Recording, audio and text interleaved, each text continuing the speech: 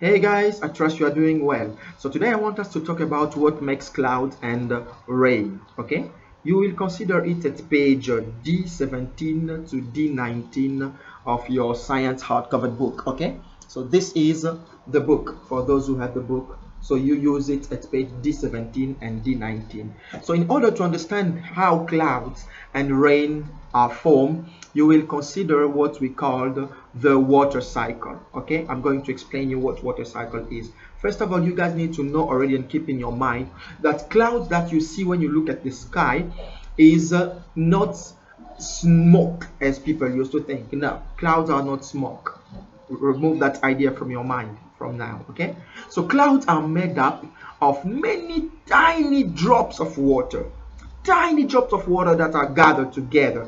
That's what makes clouds. Okay, so now these drops of water, they are joined together and they keep on joining and joining, and what happens is that they become too heavy, and as heavier as they become, what will happen that is that water will fall back on earth in forms of rain. Okay, so I will explain you it much better when we consider this diagram right behind me. So this is the process called the water cycle. So what's happened? Everything started with the sun that is right there. This is the sun. Okay, I know I'm not good. I'm very good in drawing. Okay, so this is the sun. What's happened is the rays of the sun will hit this water. This is like a lake, a river, whatever you want. Okay, it's water. The heat of the sun will hit this water. Okay, and that water will become very hot if you want. It will warm up, and then it will change. It will start going up. That water will change into what we call water vapor. Okay, it will change into water vapor. I'm writing it here, water vapor.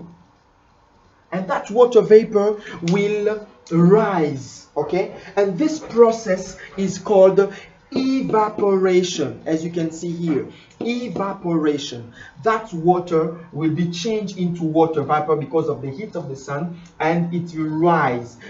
In other way, we can say it will evaporate, and the process is called evaporation. Okay, as that water vapor evaporates, when it reaches the air up there, it will find cool air here.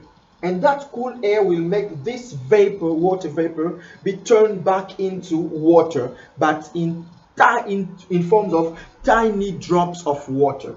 Okay, so this tiny drop of water will gather together and will form the clouds.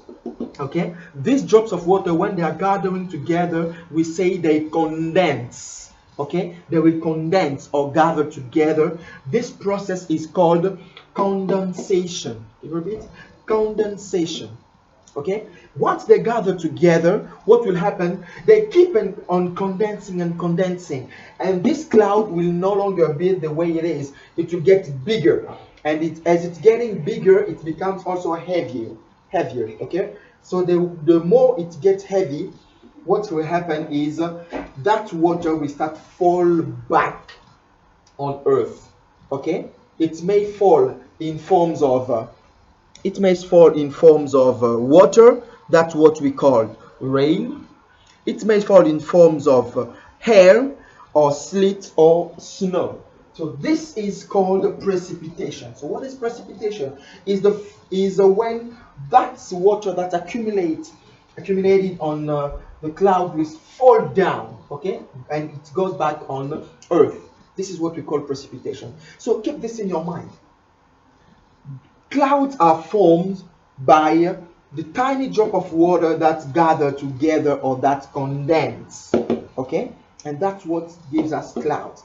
And rain comes from this cloud becomes too heavy, and then we start falling back on earth in forms of water. That's what we call rain, and the process itself is called precipitation. Okay, so keep this in your mind.